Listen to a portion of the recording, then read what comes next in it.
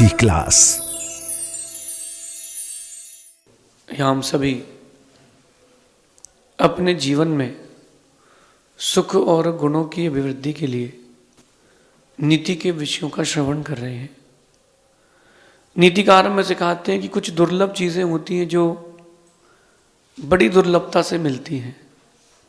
यद्यपि संसार में बहुत लोगों के पास होती है, लेकिन बड़ी दुर्लभ होती है। वो है धन, भाग्य और वीरता, शूरता। इंसान बनने के बाद कुछ चीज़ें आपको अपने अंदर अलग से खोजना चाहिए, वो कुछ चीज़ें अलग से होना चाहिए।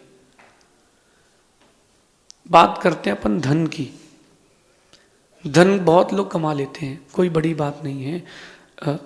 भगवान भूखा उठाता है, भूखा सुलाता किसी को नहीं है। तो पैसा बहुत लोगों के पास है। धनवान मैंने बहुत लोगों को देखा, उन्होंने बहुत मेहनत करके अपने एक्स्ट्रा एफर्ट्स लगा करके बहुत पैसा कमाया। तो धनवान होना भी कोई बड़ी बात नहीं है। भाग्यवान, कर्म का खेल ऐसा है कि थोड़ा सा कुछ अच्छे काम कर दो तो आप भाग्यवान बन सकते हो। लेकिन अगर आपने उस भाग्य का दुरुपयोग किया तो फिर से पापी बन जाओगे, भगवान से अगवान हो जाओगे। अब बात गहराई पर आना, भाग्य कमाना भी कठिन काम नहीं है। आप भाग्य भी कमा सकते हो अच्छे काम करके, अच्छे भाव रख के। शूरवीरता, व्यक्ति के पास शूरवीरता भी आ जाए कोई बड़ी बात नहीं है, क्योंकि जब परिस्थितियों से लड़ता है व्यक्ति तो शेर बन ही जाता है। लेकिन ये सब चीज़ें होने पर अगर आप कंजूस हैं, लोभी हैं, तो आप अभी इंसान नहीं बने। लोभी होना और कंजूस होना दोनों में अंतर है।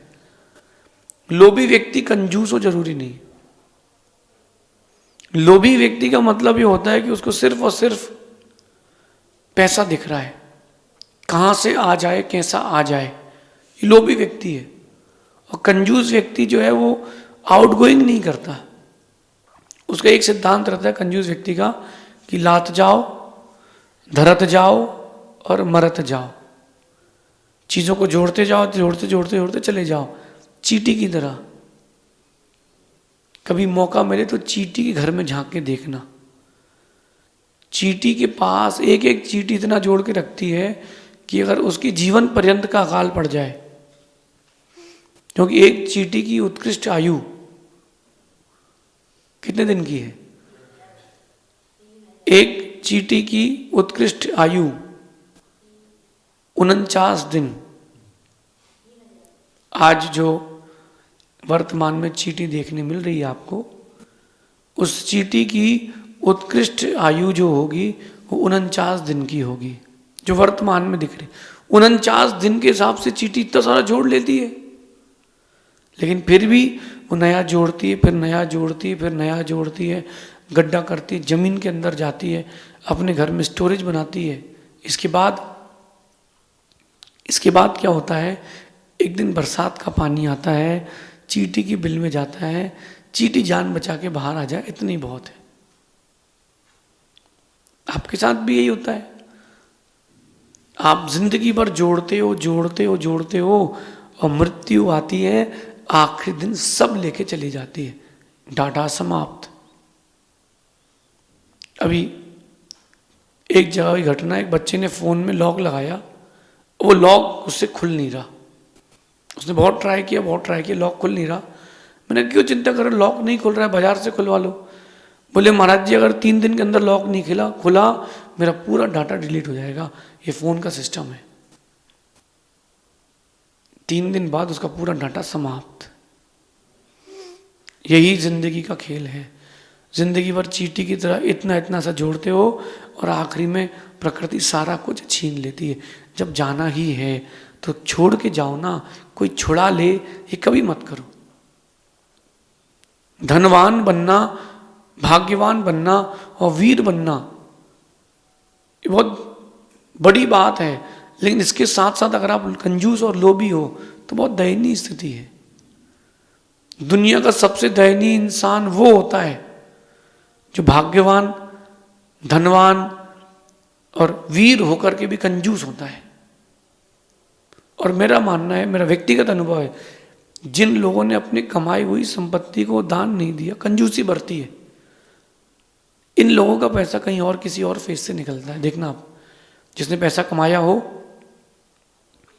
और कंजूसी की हो, दान नहीं दी हो, या तो उसका हॉस्पिटल में जाता है, हॉस्पिटल में नहीं गया तो आईटी वाले आके ले जाएंगे एक बार में, और अगर ये दोनों नहीं हुए तो तीसरा एक ऑप्शन है, उसकी बेटी के दहेज में पूरा चला जाएगा, क्योंकि वो जोड़ रहा है, वो छोड़ नहीं रहा। मैं ये नहीं कह रहा आप लोगों से कि आप करोड़ों रुपए लाखों रुपए दान दें, मैं कह रहा हूं जितनी जिसकी शक्ति हो वो उतना दान जरूर दे, कंजूसी ना करे। जरूरी नहीं कि मंदिर की गुल्लक में ही सिक्का डाला जाए, कोई गरीब है उसको भरपेट भोजन भी खिला सकते हो, कोई ठंड में ठिठुर रहा है तो अपने घर से कंबल ले जाके उसको उड़ा सकते हो, कभी हॉस्पिटल चले जाओ सरकारी, वहाँ अपने हाथ से फल बांट करके आ जाओ, अपने घर से खिचड़ी बना कर कभी वृद्ध आश्रम चले जाओ,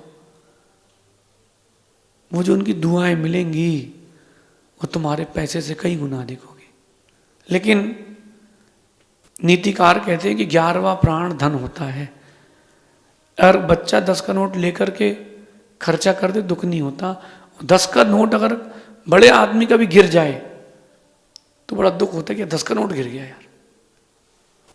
ये बात समझें, पैसा जरूरी है जिंदगी में, लेकिन उसको खर्च करना भी जरूरी है जिंदगी में।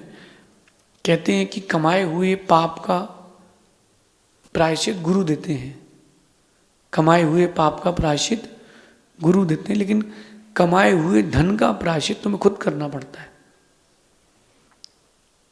जो आपने धन कमाया है उसमें से जो आपने एक हिस्सा दान का निकाला है वो तुम्हारे परिग्रह का प्रायश्चित है। वैसे उत्कृष्ट रूप से टॉप जो देखा जाए उत्तम व्यवस्था, अपनी कमाई हुई 25% संपत्ति का दान देना चाहिए, ये उत्कृष्ट व्यवस्था है। मध्यम व्यवस्था में आते हैं 20%, 10% देना ही चाहिए। नहीं कर पा रहे हो, कंजूस हो, आपकी परिस्थितियां विपरीत हैं, तो आप चिंता नहीं करो, आप अपनी कमाई का 5% तो दान देना ही चाहिए। कंजूसी मत करना,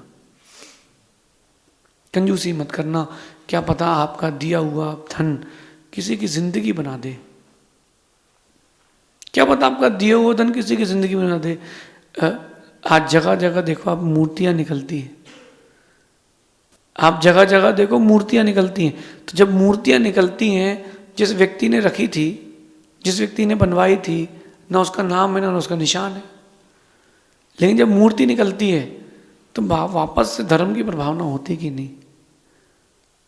तो उसने जब पैसा खर्च किया था मूर्ति बनवा करके, यद्यपि उसने जिस मंदिर में रखी थी वो मंदिर हो सकता वर्तमान में ना हो, लेकिन देखो उसका दिया हुआ दान धर्म के काम आया है। यही बात आप लोगों से कहना है, चाहे धार्मिकता की ओर दान दें, चाहे व्यवहारिकता की ओर, लेकिन दें, कंजूस ना बने। और कंजूसी की भी हद तब होती है जब व्यक्ति अपने ऊपर भी खर्च नहीं करता। एक कंजूस सेठ था, अब उसके बेटे को दूर का विजन कमजोर हो गया, दिखना कम हो गया। तो उसके बेटे ने कहा पिताजी हमको दिखना कम हो गया है दूर का। उन्हें कोई बात नहीं बेटा, अपन को ज्यादा दूर का देखना भी क्या, नोट देख लो, तुम तो नोट गिन लिया करो, घर पे तो रहते हो, घर के बाहर कहाँ जाते हो, कितना देखना है, गाड़ी चलाने के लिए ड्राइवर है ही नहीं पिताजी, एक्चुअली मैं दिखा करके आया हूँ और डॉक्टर ने कहा कि चश्मा लगेगा। पिताजी कंजूस थे बहुत ज़्यादा सेठ जी। बोले बेटा अपन बात करेंगे रात को 8 बजे। रात को 8 बजे बेटा आता है, पिताजी चश्मा बनवाने चलना है। पिताजी कहते हैं बेटा पहले छत पे चल। छत पर लेके गए, कंजूस आदमी है, छत पर जमीन से ही छत पर दिखाता है, बेटा देख आकाश में चांद दिख रहा है। हाँ बोले पिताजी चांद दिख रहा है। बोले बेटा अब इससे दूर का देख के क्या करोगे, चश्मा क्यों बनवाना है। ये कंजूस आदमी की प्रवृत्ति होती है, वो सिर्फ पैसा जोड़ता है और उस पैसे का उपभोग नहीं कर पाता। समझदार व्यक्ति वो है कम से कम उपभोग तो कर रहा है। अगर वो अपने व्यवहार में, अपने जीवन में, रोजमर्रा में भी अगर वो पैसा खर्च कर रहा है तो भी अच्छा है। क्यों अच्छा है, कम से कम वो उस धन का उपयोग तो कर रहा है, उपभोग तो कर रहा है। धन की 3 गति, दान, भोग और नाश। अब आप बताओ आप कर क्या रहे हो? जब तक शादी नहीं हुई और व्यापार नहीं करते हो, पिताजी के पैसे पर ऐश करता है व्यक्ति। इसके बाद जब शादी हो गई तो पत्नी और बच्चों के लिए ही लाता है, अपने लिए कुछ नहीं लाता व्यक्ति। नाती पोते हो गए तो वही पुराना पजामा ही सिलवाता रहता है व्यक्ति। ये कंजूस प्रवृत्ति का आदमी है और इसका पैसा ऐसी जगह जाएगा जिसका कोई उपयोग नहीं होगा। क्योंकि कंजूस व्यक्ति जब लोभी हो जाता है तो नीम चढ़ा करेला हो जाता है। ध्यान रखना, आपका व्यक्तित्व, आपकी प्रवृत्ति, ये आपकी डेफिनेशन बनेंगी। किससे कैसे व्यवहार करना है, कैसे नहीं करना है। यहां नीति में कह रहे हैं कि आपकी प्रवृत्ति आपके व्यक्तित्व का आईना है। कैसे आप बैठे हो, कैसे बात कर रहे हो। वहीं देखो एक तरफ राम को, जब राम, जैन रामायण से कह रहा हूं मैं, जब राम निकले वन की ओर कि अपन कहीं और राज्य स्थापित करेंगे, रास्ते में चातुर्मास में एक यक्ष ने रामनगर की स्थापना करी कि रुकेंगे। और जंगल में राम रुके, बहुत सुंदर महल, बहुत सुंदर सेवा करने वाले, खजाने से भरा कोष। राम ने कंजूसी और लोभ नहीं किया कि चलो इसी को बना के रख लेते हैं। राम ने कहा अपन तो अपनी मेहनत का कमाएंगे। और राम ने किम इच्छित दान दे दिया, जिसको जो चाहिए ले जाओ। कोई आया हमें 50 गाय चाहिए, ले जाओ। किसी को थाली भर के रत्न, किसी को स्वर्ण मुद्राएं। क्यों? राम ने कहा ये तो जहां से आया वहां जाना, अपन कंजूसी क्यों करें। ध्यान रखना, आपकी प्रवृत्ति आपके व्यक्तित्व का आईना है। जो भी करें सोच समझ के करें, जो भी कहें सोच समझ के कहें, क्योंकि जो आया है वो तो जाएगा। आज एक काम करना आप लोग, एक बाल्टी पानी में से एक मुट्ठी पानी भरना। मैं अनाज की बात नहीं कर रहा हूं। एक बाल्टी पानी में से एक मुट्ठी पानी भरना, चुल्लू नहीं। एक बाल्टी पानी में से एक मुट्ठी पानी भरना और 1 घंटे बाद देखना तुम्हारे हाथ में कितना पानी बचा है। चलो माना कि चलो आप कह रहे हो पानी मुट्ठी में कैसे आएगा, तो तुम एक चुल्लू पानी भर लेना। ऐसा रखे रहना, ऐसा रखे रहना। मेरा विश्वास है पानी गिरे ना गिरे, तुम्हारे शरीर की गर्मी से ही सूख जाएगा। तुम्हारी शरीर की गर्मी से वो हाथ का पानी सूख जाएगा, पानी सूख जाएगा। जब तुम्हारे हाथ में पानी नहीं टिक रहा, छिद्र, हाथों में छेद है, उससे निकल जाएगा। आप सोचो कमाया हुआ धन कैसे रुक पाएगा। अरे कम से कम अपने ऊपर तो खर्च कर ही सकते हो आप लोग। कम से कम अपने ऊपर तो खर्च कर लो, वो भी नहीं करता व्यक्ति। और पंचम काल में व्यक्ति इतना, कली काल में इतना कंजूस हो गया है, न कमाया हुआ पाप खर्च करता है, न कमाया हुआ पैसा। कंजूस ना बने। एक बात ध्यान रखना, वो जिन दोस्तों के बीच में कॉन्ट्री होती है ना, कि चलते हैं होटल, कॉन्ट्री कर लेंगे, वो दोस्ती नहीं है, वो स्वार्थ है कि अपने अपने हिस्से का खाएंगे। वहां फिर हिसाब लगा के रखते हैं, 300 दिए तो 300 तो निपटा नहीं है। ये कंजूस प्रवृत्ति, लोभी प्रवृत्ति के दोस्त हैं। ऐसे लोगों के साथ न उठें, न बैठें, न रहें। कंजूस की सिर्फ एक ही गति है, दुर्गति। वो जिस पैसे के पीछे, जिस जमीन के पीछे, जिस स्थान के पीछे, जिस संपत्ति वैभव के पीछे जिंदगी भर भागता है, मरने के बाद उसी में कीड़ा बनता है। कई जगह देखा है मैंने कि लोग बताते कि इनके यहाँ धन है, तो चलो खोदा गया, धन निकल गया। लेकिन जब धन निकला तो जो मटका बंद किया गया था पैसा रख के, जिसके अंदर चींटी की घुसने की भी जगह नहीं थी, उसके अंदर सांप निकलता है। ज्यादातर सांप क्यों निकलता है उसके अंदर? छोटे मोटे नहीं, बड़े बड़े निकलते हैं। किसी ने जाके रखा नहीं है। वो सांप उसके अंदर कैसे गया? ये वही व्यक्ति है जिसको राग था पैसे से, दिया नहीं, रख करके चला गया। इस छोटी सी नीति को जीवन में उतारना।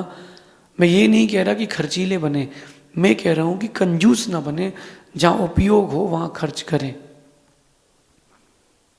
एक व्यक्ति इतना कंजूस था, उसने 2000 रुपये का ट्रिप लिया बद्रीनाथ का। उसने पहले पूछ लिया और कोई खर्चा तो नहीं है, रहने का, खाने का, वापस आने का? बोले कोई खर्चा नहीं, इतनी खर्चा है। 2000 रुपये की टिकट थी, 25 साल पुरानी बात बता रहा हूँ। वो 2000 रुपये खर्च करके बद्रीनाथ गया। बद्रीनाथ जाने के बाद जो व्यवस्थापक थे उन्होंने कहा कि भैया वो जो बर्फ की पहाड़ी दिख रही है ना, उस बर्फ की पहाड़ी को जाने के लिए 80 रुपये लगेंगे। वो जो व्यक्ति था उसने 80 रुपये खर्च नहीं किए, लड़ा। बोले आपने 2000 कहे थे ना, बस 2000 से ऊपर नहीं दूंगा मैं। कितने रुपए के लिए? 80 रुपये के लिए लड़ा। और जब वो लौट के आया, कुछ दिन बाद बीमार पड़ा, 80 लाख रुपए उसने बीमारी में खर्च कर दिए। बर्फ में चला जाता दूर तक, तो भगवान ऋषभ देव के चरणों की वंदना करके तो आता। उसने 80 रुपये खर्च नहीं किए, उसने 80 लाख खर्च किए। प्रकृति का नियम है LHS=RHS, जैसे आए थे वैसे ही जाना है। जब आप पैदा हुए थे दांत थे क्या? जब मरते हो तब भी दांत नहीं होते। जब आप पैदा हुए थे किसी को पहचानते नहीं थे, मरते वक्त भी किसी को पहचानते नहीं हो। जब आप पैदा हुए थे तो बोल नहीं पाते थे, और मरते वक्त भी बोल नहीं पाते। तो जैसे आए हो जाना वैसे ही है। आप हर क्रिया में लगाना। जब पैदा हुए थे तो दाल रोटी नहीं खा पाते थे, लिक्विड पीते थे सिर्फ। अब जब मर रहे हो तो खा नहीं पाते, सिर्फ पीते हैं। जब पैदा हुए थे चलते नहीं बनता था, मरते वक्त भी चलते नहीं बनता, लोगों का सहारा लगता है। बात क्लियर है, जैसे आए थे वैसे ही जाना है। जब जैसे आए थे और वैसे ही जाना है तो परेशान होकर के क्यों जाओ? अपनी जिंदगी को खुशहाल करके जाओ, कंजूस मत रहना। आज का इंसान 2 रुपए की अगरबत्ती ऐसे घुमाता है भगवान के सामने और धीरे से अगरबत्ती लगा के सोचता है इस 2 रुपए की अगरबत्ती के बदले आज मैं 20,000 कमा लूँ। कैसे मिलेगा? इतनी सी डब्बी लेके जाते मंदिर जैन, उसमें 5 रुपए के चावल और द्रव्य नहीं होती, और चढ़ा के मंदिर आते हैं और कहते भगवान मोक्ष फल प्राप्त है, फलम निर्पामति स्वा।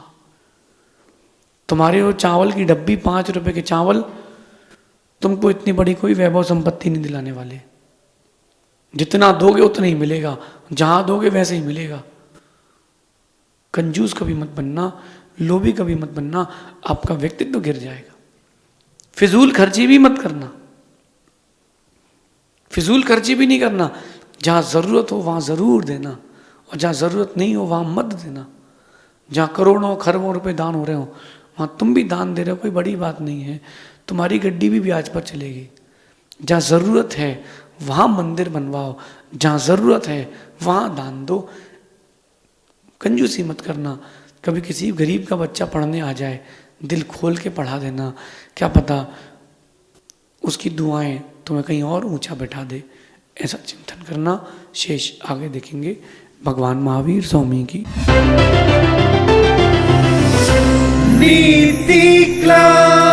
नीति क्लास।